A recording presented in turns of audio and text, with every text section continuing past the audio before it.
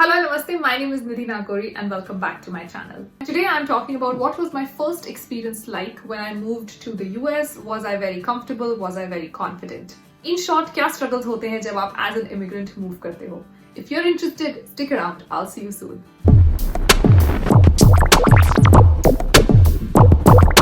2013 के end में मेरा CA complete हुआ था. May 2013 candidate हूँ मैं. Result आते आते और job मिलते मिलते it was end of 2013. I moved to the US in April 2016. 5 साल होने वाले हैं अब नॉर्थ अमेरिका में और मेरा इंडिया का एक्सपीरियंस exactly 2 years था. Now I moved on a visa और वीजा पे आप जानते हो डिपेंडेंट वीजा पे चीजें थोड़ी सी मुश्किल होती है यहाँ पर. The only good thing was I moved before Trump got elected, so before the whole scene changed, especially immigrant situation, the way people looked at immigrants. I moved under Obama era, so a lot of things worked out in my favor. बस कुछ महीनों से मैं lucky थी. लेकिन जो सबसे बड़ी प्रॉब्लम थी ना मेरी, that was confidence. Mostly because I did not know how to communicate.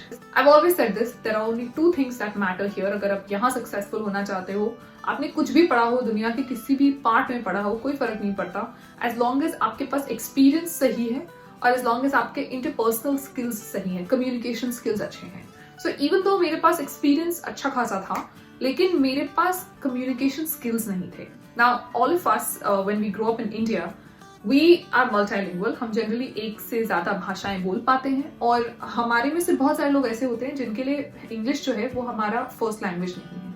मैं उनमें से एक हूँ. इंग्लिश मेरे घर में फर्स्ट लैंग्वेज नहीं है. हम लोग मैं मारवाड़ी हूँ और मेरे घर में हिंदी बोली जाती थी. अभी भी आप देख रहे हो मेरा comfort level every time I am using Hindi in a video is just completely different because I am way more comfortable. This is a language that I have grown up speaking all throughout my childhood. So when I first move to the US, the biggest shock was that everybody around me was speaking in English. My English obviously wasn't that great. मैं उतनी comfortable नहीं थी, उतनी confident नहीं थी और मुझे आदत नहीं थी at a stretch इतनी ज़्यादा English बोलने की. मैं English बोल सकती हूँ लेकिन presentations में बोल सकती थी, limited बोल सकती थी, interviews में बोल सकती थी. Regular life में English use करना मुझे नहीं आता था. Today if you're watching this video, you're probably thinking, oh but she is very good in English. I'm gonna tell you this has been a struggle. It has been a real struggle to get to this point, and I will give you an example. So the first month that I moved, I'm sure you guys have heard about small talk. आपने सुना होगा यहाँ पे थोड़ा small talk करना पड़ता है. I don't like the term small talk. I think it's a very polite way of starting a conversation. I call it the North American politeness. So यहाँ पर थोड़े से polite conversations होते हैं. Hey, how are you? How's it going? How's the day? How's your weekend? Etc. Conversations वैसे start होते हैं. मुझे वो सब आता नहीं था. ऊपर से कोई मुझसे सवाल पूछ रही तो मेरे तो जवाब देने में नैया डूब जाती थी. मुझे बहुत डर लगता था और मैं लिटरली कांपने लग जाती थी. उस टाइम पे मुझे कुछ पैनिक अटैक्स भी आते थे हल्के फुल्के. वो मुझे अपने काम पे भी कभी कभी आ जाते थे और हल्के आते थे, बहुत ज्यादा एक्सट्रीम नहीं लेकिन आते थे. और बिकॉज अगर मुझसे कोई इंग्लिश में सवाल पूछे मैं इतना ज्यादा नर्वस हो जाती थी. Even if it was in a coffee shop, मैं इतना नर्वस हो जाती थी कि मेरे मुंह से वर्ड्स नहीं निकलते थे. Like literally words would stop coming out. So this one evening, I think this was 1 month after I had moved, we were in a Mongolian restaurant. ये restaurant मेरे husband का favorite restaurant था in Cleveland in the US of course. And he was like, you know, I'm going to take you to my favorite restaurant. Let's go. So हम गए.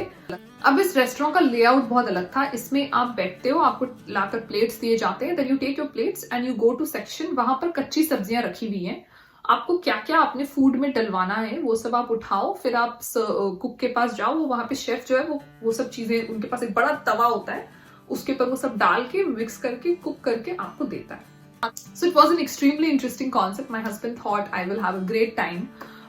उस time पे मुझे बहुत ज्यादा जॉब्स के लिए कॉल्स भी नहीं आ रहे थे और जो फोन आते थे मुझे बेसिकली उनको समझ नहीं आता था मैं क्या बोल रही हूँ और मुझे समझ नहीं आता था कि वो क्या बोल रहे हैं. So anyway, we go into the restaurant, we get our plates और हम जाते हैं. जो भी मुझे चाहिए, नूडल्स या जो भी वेजीज मुझे चाहिए, मैं सब उठाकर अपने प्लेट में डाल लेती हूँ. Then I go to the cook जो बड़े तवे के वहां खड़ा हुआ है. Then I give him the plate. और मैं वेजिटेरियन हूँ, so I am trying to tell him कि वो वेजिटेरियन लोगों का तवा अलग होता है, कि उस पे कुछ मीट कुक नहीं होता. So I am trying to tell him कि मुझे ना उस तवे पे कुक करना है. But he was asking me कि और कुछ चाहिए क्या, सॉस या कुछ. आई फॉरगेट उसने मुझसे क्या पूछा. The words literally stopped coming out of my mouth and my mouth froze. I am not joking, my mouth literally froze. मैं कुछ भी नहीं बोल पा रही थी and I don't know why. पता नहीं क्या हुआ. लाइक आई सेड, मुझे थोड़ा सा पैनिक कर जाती थी मैं. Words would literally stop coming out of my mouth. And the server was very sweet. Generally ये लोग वेल ट्रेंड होते हैं अगर आपका कोई डेफ एंड म्यूट कस्टमर है तो उसके साथ साइन लैंग्वेज में बात करने के लिए. So he thought I was mute, like मैं बोल नहीं पाती हूँ, मैं शायद गूंगी हूँ. And very nicely he started using sign language with me. That was the tip of the iceberg. Like कुछ तो हुआ उस टाइम पे, मुझे नहीं पता. मेरे आंख से सिर्फ आंसू आए जा रहे हैं. And I left everything and I just ran out and I went out of the restaurant. उस टाइम पे थोड़ी सी ठंड थी, मुझे अभी भी याद है. मैंने जैकेट भी कलेक्ट नहीं किया. I literally just ran out door के बाहर और मैं वहां पर खड़ी होकर थोड़ा सा रोने लग गई. And then my husband came out और वो बहुत ज्यादा कंसर्न हो गए थे.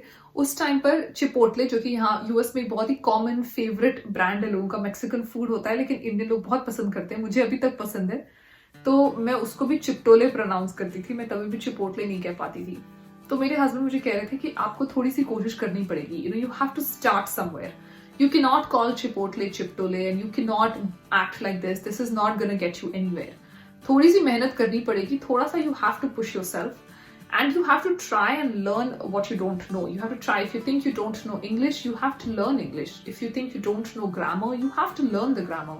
You have to start somewhere. So after that conversation we went in. उसके अलावा मुझे उस इवनिंग का कुछ भी याद नहीं है because I have zero memory. कहते हैं ना कि जब आपके साथ कुछ ऐसा होता है जो बहुत ट्रॉमेटिक होता है तो ब्रेन जो है वो पूरे मेमोरी को वाइप ऑफ कर देता है. So that was one day for me. वो मेरा ट्रिगर पॉइंट था. इसके बाद आई वाज लाइक कुछ भी हो जाए, I will start from the scratch.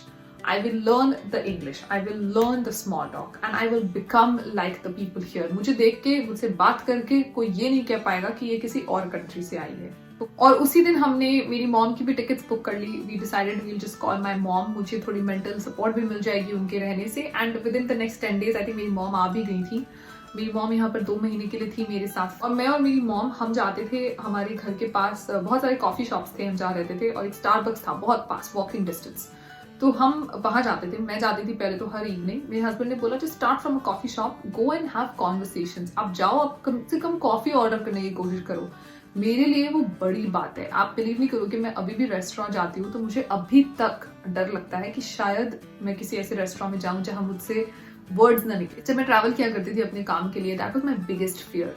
Specially जो बड़ी मीटिंग्स होती है ना, जो बड़े बिजनेस डिनर्स होते हैं, मुझे बहुत डर लगता था.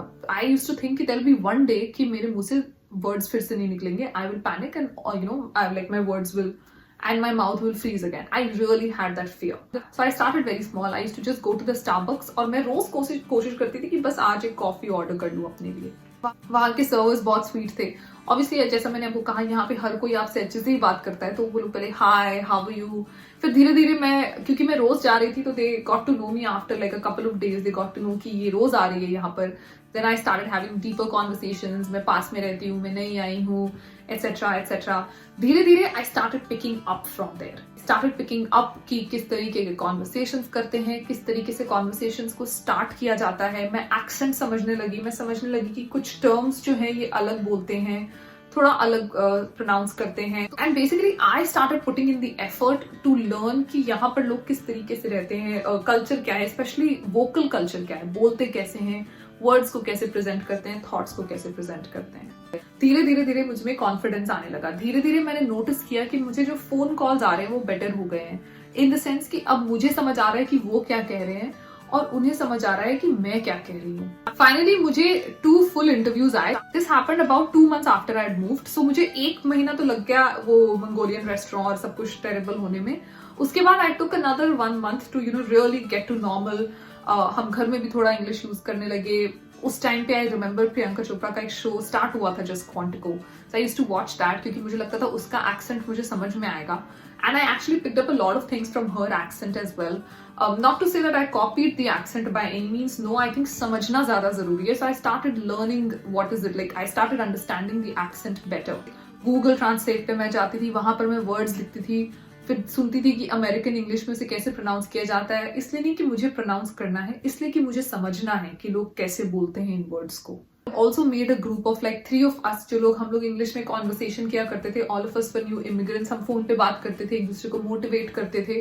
धीरे धीरे धीरे करके 1 महीना और निकला. And then I got 2 big interviews. Both of them were big. One I actually worked for. अगर आप मेरा LinkedIn देखेंगे, it's a big 5. और सेकंड था एक मैन्युफैक्चरिंग कंपनी. इनफैक्ट मैंने जहां पर काम किया Believe it or not, I applied for an audit executive position. When I interviewed with them, they said आपके पास काफी experience है, आपके communication skills बहुत strong है. We don't think you will be fit for an audit executive. You should come in as an audit senior. They hired me for one level senior than what I actually interviewed for or what I actually applied for. This is true story. I was literally hired for one level senior. उन्होंने मेरे India experience को भी consider किया, उन्होंने मेरे Indian degree को भी consider किया. नॉट टू से कि मैं इंटेलिजेंट हूँ, ऐसा बिल्कुल नहीं है. हमारा जो सीए कोर्स है वो काफी स्ट्रांग है. अगर आपने सीए किया है या सीए इंटर किया है, बेसिकली अगर आपने आईपीसीसी और आर्टिकलशिप तक किया है, तो मुझे लगता है कि आपको इनफ इंफॉर्मेशन हो जाती है. Technically I think you become pretty strong. So वो तो मुझे ऑटोमेटिकली पढ़ाई से आ गई, but it was basically communication, जो communicating my knowledge out. That was the bigger task. But July 11th or 9th, that's when I started 2016, when I started my career in North America. And since then, there has really been no looking back.